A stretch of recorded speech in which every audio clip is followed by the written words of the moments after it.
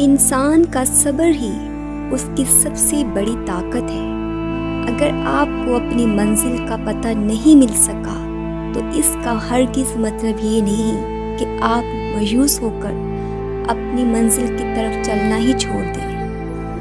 کبھی آپ نے سوچا کہ آپ کو اپنی منزل کا پتہ کیوں نہیں مل سکا؟ وہ اس لیے کہ آپ ابھی تک یہ جان نہیں سکے کہ آپ کے لیے کیا بہتر ہے اور کیا غلط۔ ابھی تک آپ اپنے راستے کا انتخاب نہیں کر سکے، اور اس کا مطلب یہ نہیں کہ آپ اللہ سے دعائیں مانگنا اور اس کے آگے ہاتھ پھیلانا ہی چھوڑ دیں۔ اللہ کے سوا کوئی بہترین رہنما نہیں اور نہ ہی کوئی مددگار ہے۔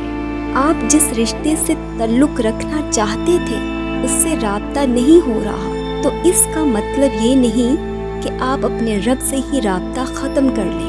امید ان کے لیے ہے جو اللہ کی مدد پر یقین رکھتے ہیں، اور مایوسی انہی کے لیے ہے جو اللہ کی مدد کا انتظار نہیں کر سکتے۔ آپ نے خود کو خود ہی دکھوں میں الجھا رکھا ہے۔ ساری طاقت تو آپ کے اپنے ہاتھ میں ہے۔ دعا کے لیے ہاتھ اٹھائیں اور پھر دعا کی طاقت دیکھیں کہ دعا کیا کرتی ہے۔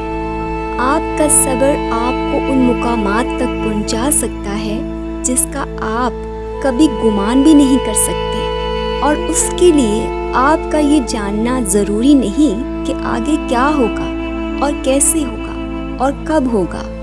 یہ کام آپ اللہ پر چھوڑ دیں، کیونکہ اللہ جانتا ہے کہ اسے اپنا کام کب کرنا ہے اور کیسے کرنا ہے۔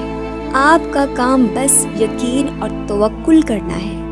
ناممکن سے لے کر ممکن تک امید کی روشنی اور معجزے دعاؤں میں ہی چھپے ہوتے ہیں، اور انہیں آپ نے خود ہی ڈھونڈنا ہوتا ہے۔ اللہ کوئی بھی کہانی ادھوری نہیں رکھتا، کوئی بھی جگہ خالی ہمیشہ نہیں رہتی۔ اللہ اس سے ہمیشہ کسی نہ کسی بہتر چیز سے بھر دیتا ہے۔ زخم کوئی بھی عمر بھر نہیں ستاتا، اللہ کوئی نہ کوئی مرہم کا ذریعہ بھیج ہی دیتا ہے۔ ہم نہیں جانتے کہ دعائیں کب قبول ہوں گی، مگر ہم اتنا ضرور جانتے ہیں کہ اللہ سے کی گئی دعائیں کبھی رد نہیں ہوتی۔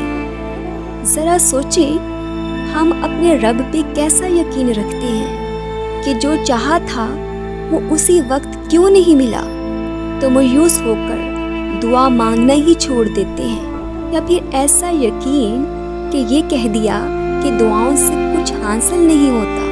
یقین یہ تھوڑی ہے کہ جب مانگا ہے تب ہی ملے۔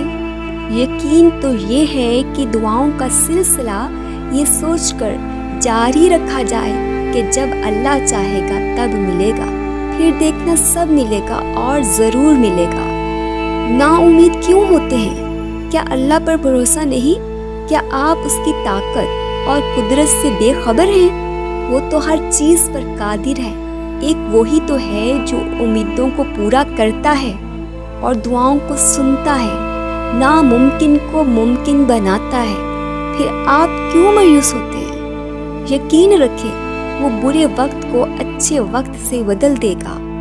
خوشیاں پھر سے لوٹ کر آئیں گی۔ حالات کبھی بھی ایک جیسے نہیں رہتے۔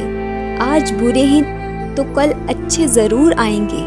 بھروسہ رکھیں اللہ پر، اللہ سے باتیں کیا کریں۔ اللہ آپ کا انتظار کرتا ہے۔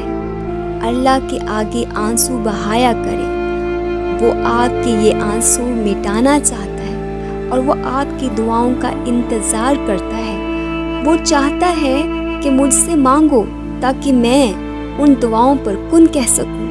بس آپ بے یقینی اور بے دلی سے دعا مت مانگا کریں۔ قبولیت کے یقین کے ساتھ اس کے آگے جھولی پھیلایا کریں۔ آپ جب اللہ کو پکارتے ہیں تو وہ آپ کو سنتا ہے۔ وہ نہیں دیکھتا کہ آپ اس کے پاس کیسے آ رہے ہیں، کتنی دیر کے بعد آ رہے ہیں۔ آپ کی صدا ہمیشہ سنتا ہے۔ اس نے آپ کو کبھی بھی تنہا نہیں چھوڑا، بلکہ وہ تو آپ کا انتظار کرتا ہے۔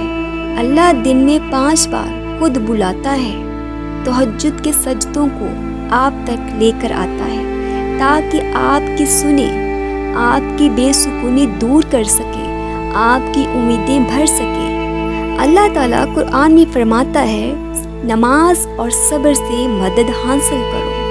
نماز اور صبر ہی انسان کی سب سے بڑی طاقت ہے۔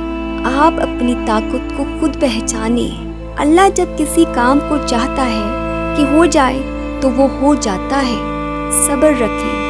آپ نہیں جانتے کہ آپ کے لیے کیا صحیح ہے اور کیا غلط۔ اس کی دیر آپ کی نظر میں دیر ہے، جبکہ وہ عطا اپنے صحیح وقت پر کرتا ہے۔ صبر کریں، یقین رکھیں وہ آپ کو اتنا عطا کرے گا کہ آپ اس کا شکر ادا کرنے میں ساری عمر گزارنا چاہیں گے۔